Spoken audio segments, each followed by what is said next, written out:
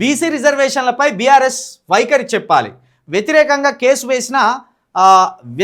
Case వేసిన వ్యక్తికి party ticket ఎలా ఇచ్చారు? ఎమ్మెల్సీ కవిత. బీసీల విషయంలో బీఆర్ఎస్కు చిత్తశుద్ధి లేదు. ఉద్యమ చరిత్రలో అందరికీ ఒకే పేజీనే. కేసీఆర్కు పుస్తకం ఉంటుంది.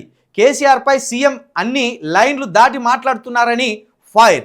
నిన్న కవిత గారి ప్రెస్ మీట్ చూస్తే ఒకటి స్పష్టంగా అర్థమైంది.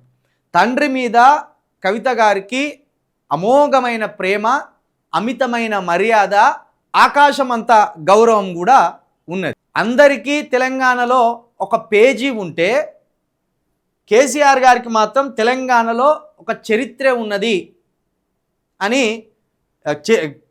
తెలంగాణలో కేసీఆర్ గారికి ఒక పుస్తకమే ఉన్నది ఏకంగా అని తండ్రి మీద ఉన్న ప్రేమను కావచ్చు, నాయకుడిగా కేసీఆర్ గారి మీద ఉన్న ప్రేమను కావచ్చు కవిత గారు వెల్లడించే ప్రయత్నం చేసింది. ఇదే సమయంలో బీఆర్ఎస్ బీసీలకు చేస్తున్న అన్యాయాన్ని కూడా ముక్కుసూటిగా ఖండించింది. గిది కావాలి నాయకత్వం.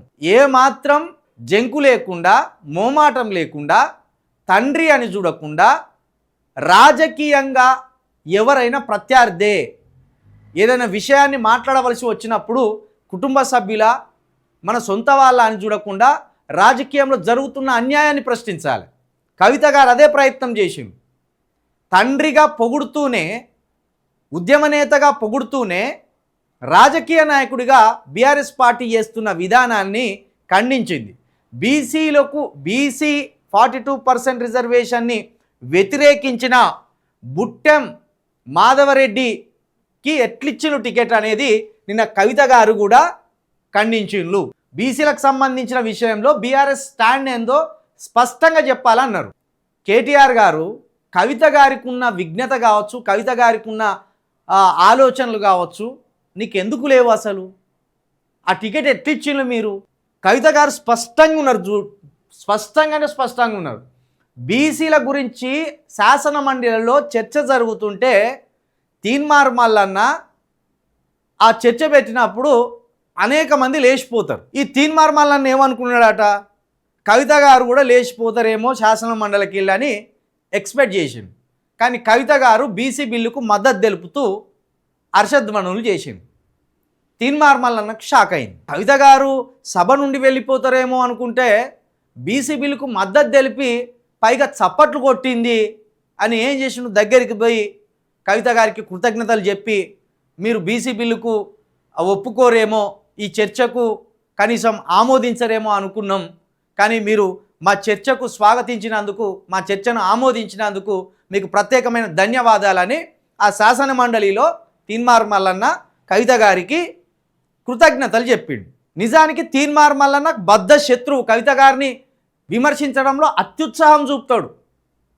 నిజానికి కవిత గారు తీన్మార్ మల్లన్నని అన్నది ఏమీ లేదు.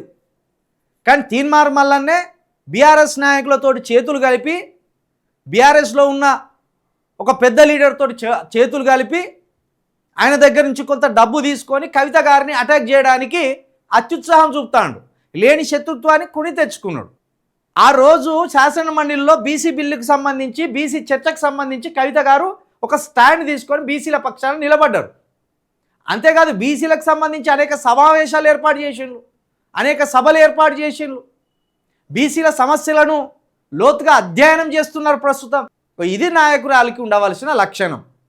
మరి కేటీఆర్, నువ్వు వర్కింగ్ ప్రెసిడెంట్ బీఆర్ఎస్కి, మరి బీసీల మీద ఇంత కక్ష ఎందుకు నీకు? బీసీల అంటే అంత రోత కనబడతాను మరి నీకు? బీసీల రిజర్వేషన్కి సంబంధించి ఇవ్వద్దు అని కేసు వేసినోనికి టికెట్లు ఎట్లు ఇచ్చిళ్ళు మీరు? కవితను చూసి నేర్చుకో కేసీఆర్ గారు, కవితను చూసి నేర్చుకోండి కేటీఆర్ గారు. ఓ స్టాండ్ తీసుకున్నాడు అంటే ఆ స్టాండ్ మీదనే ఉన్నది. ఇక మీకు అగ్రకులాలు కావాలి, కానీ అణగారిన వర్గాలకు సంబంధించిన ఓట్లు కావాలి. చలో, ఈ అణగారిన వర్గాలకు సంబంధించిన ఓట్లు కవిత గారు నిలబెట్టిన అభ్యర్థులకే అండి మున్సిపల్ ఎన్నికలలో. ఎందుకంటే కవిత గారు బీసీల నినాదంతో, బీసీ స్టాండ్ తోటి, సింహం గుర్తు మీద ఆల్ ఇండియా ఫార్వర్డ్ బ్లాక్ అనే ఒక పార్టీ, ఆ పార్టీతోటి పొత్తులో భాగంగా సింహం గుర్తు మీద అభ్యర్థులను నిలబెట్టింది. ఆ అభ్యర్థులకు ఓట్లేయండి. బీసీలు మీరు మోసపోకుండా ఉండాలంటే మీకు 42% రిజర్వేషన్ కాంగ్రెస్ ఇయ్యదు, బీజేపీ ఇయ్యదు, నీ బీఆర్ఎస్ ఇయ్యదు. కవిత గారు 100% 42% రిజర్వేషన్కి సంబంధించి ఆ స్టాండ్ని తీసుకున్నారు. ఆ 42% రిజర్వేషన్ ఇచ్చేదాకా తన వంతు బాధ్యతగా ఆ ఫైట్ చేస్తూనే ఉంటారు. ఇక కేటీఆర్ కేసీఆర్కి అయితే అసలు సోయి లేదు. అది బీసీ వ్యతిరేక పార్టీ, దళిత వ్యతిరేక పార్టీ బీఆర్ఎస్. అది అందరికీ స్పష్టంగా అర్థమవుతున్నది.